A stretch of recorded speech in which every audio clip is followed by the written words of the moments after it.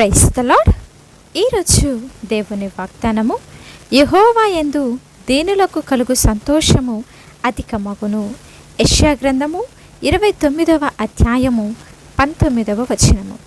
ప్రియ సహోదరి సహోదరులారా, ప్రస్తుత లోక పరిస్థితుల్లో మరుముఖ్యంగా ఈ రోజుల్లో లోకము డబ్బు, అధికారము, అందము, హోదా ఉన్న వారిని గౌరవిస్తుంది.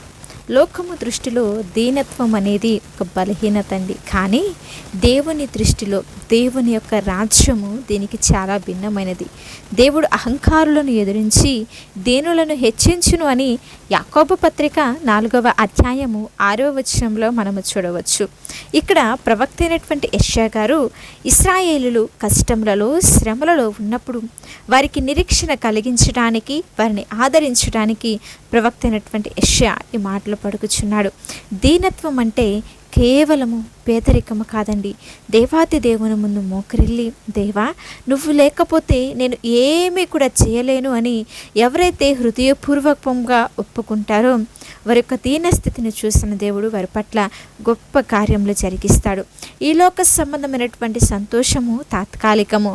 మరి ఎగ్జాంపుల్గా డబ్బు, పదవులు ఇవన్నీ కూడా ఉన్నప్పుడు బాగానే ఉంటుంది. అవన్నీ మారిపోయినప్పుడు సంతోషం అనేది పోతుంది. కానీ దేవుడిచ్చే సంతోషము, ఆనందము, సమాధానము శాశ్వతమైనది.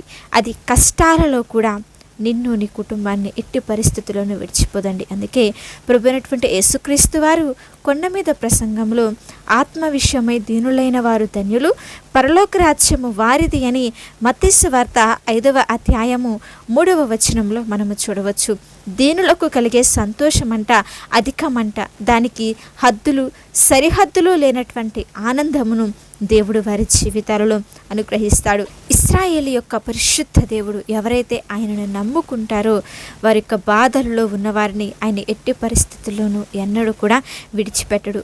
వారికి న్యాయము చేస్తాడు. ఈ లోకము తృణీకరించిన దేవాది దేవుడు ఈనాడు మీ హృదయమును ఆయన ఎరిగి ఉన్నాడని, మిమ్మల్ని తన హక్కున చేర్చుకుంటాడు అన్నటువంటి విషయాన్ని, సత్యంను నువ్వు గుర్తుంచుకోవాలి.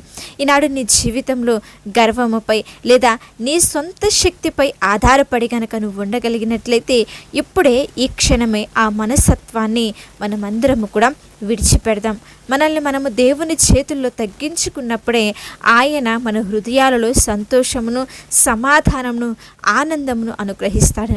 కొంతమందికి ఎంతో డబ్బు ఉంటుంది, కానీ వారి జీవితాలలో సంతోషం ఉండదు, సమాధానం ఉండదు. మరి పరిశుద్ధ లేఖనంలో రూతు అన్నటువంటి ఒక పరదేశి విధవరాలు మనం గమనించవచ్చు. పూర్తిగా పేదరికంలో ఉన్నటువంటి ఆమె అత్త నయోమిపై ఆధారపడింది. ఈ లోకము దృష్టిలో ఏంటంటే ఆమెకు ఎలాంటి ఆశ కూడా లేదు. పొలములు పరిగ ఏరుకుంటూ యజమాని పాదముల చెంత దీనంగా మోకరించిందండి. దేవాది దేవుడు ఆమె దీనత్వాన్ని చూసి ఐశ్వర్యవంతుడైనటువంటి బోయాజుతో వివాహము జరిపించి యేసుక్రీస్తు వంశావళిలోనే ఆమెకు ఆయన స్థానంనిచ్చాడు. అలాగే గర్భఫలము లేక సవతి అయినటువంటి పెనిన్నా చేత నిత్యము కూడా అవమానములు పడుతూ మనోవేదనతో హన్నా ఉండేది. దేవుని మందిరంలో తన హృదయాన్ని కుమ్మరించింది.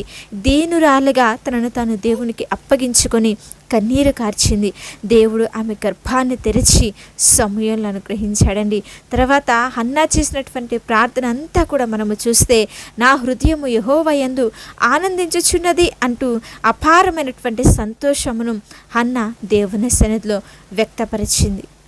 ఆయన ఈ లోకానికి వచ్చినప్పుడు సమాజంలో పెద్ద పేరున్న పరిశీలను, శాస్త్రులను తన శిష్యులుగా ఎన్నుకోలేదండి. ఏమీ లేనటువంటి దీనులైన పేద జాలరులను ఎన్నుకున్నాడు. వారి ద్వారానే ఈరోజు ప్రపంచవ్యాప్తంగా సువార్త ప్రకటించబడుతుంది. ఒక విషయం గుర్తుపెట్టుకోవాలి, వర్షము కురిసినప్పుడు ఆ నీరు ఎత్తైన కొండల మీద నిలబడదు, ప్రవహించి కింద ఉన్నటువంటి లోతైన లోయలోకి వెళ్తుంది కదా. లోయ ఎంత లోతుగా ఉంటే అంత ఎక్కువ నీరు నిల్వ ఉంటుంది. అలాగే ఎవరైతే తమను తాము తగ్గించుకుంటారో, దీనులుగా ఉంటారో, దేవుని యొక్క సంతోషము అలాగే దేవుని యొక్క కృప వారి హృదయాలలో ఎక్కువగా నిలబడుతుందండి.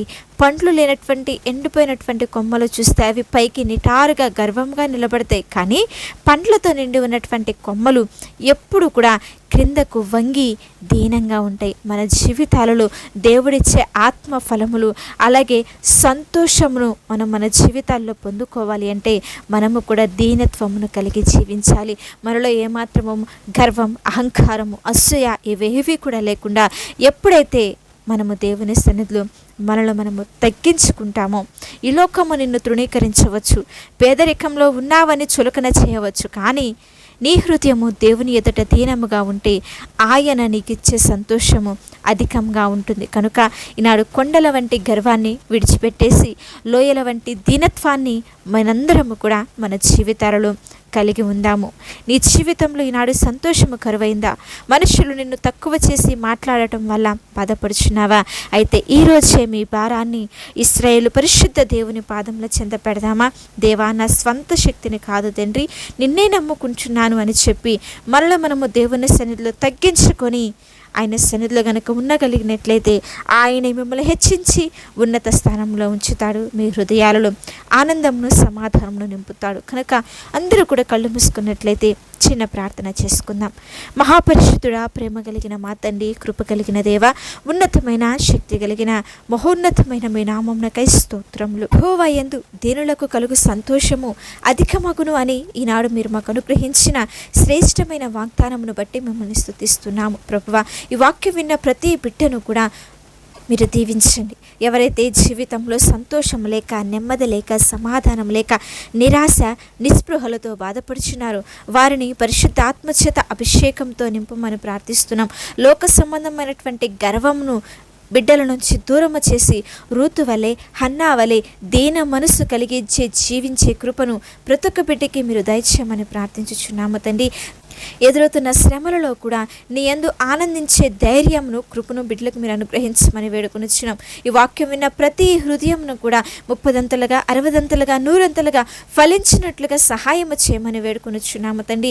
ప్రతి విధమైన సమస్య, శోధనలు, ఇరుకులు, ఇబ్బందులన్నింటిలో నుంచి కూడా విడుదల దయచేసి సంతోషంను, సమాధానంను, నెమ్మదిని బిడ్డల జీవితాలలో అనుగ్రహించి సమస్తమైన మహిమ, ఘనత, ప్రభావములు కేవలము మీరు మాత్రమే పొందుకొనమని మా ప్రభువును రక్షకుడైన యేసుక్రీస్తు వారి అతి పరిశుద్ధమైన నామంలో అడిగి వేడుకొని ప్రార్థించుచున్నాము తండ్రి.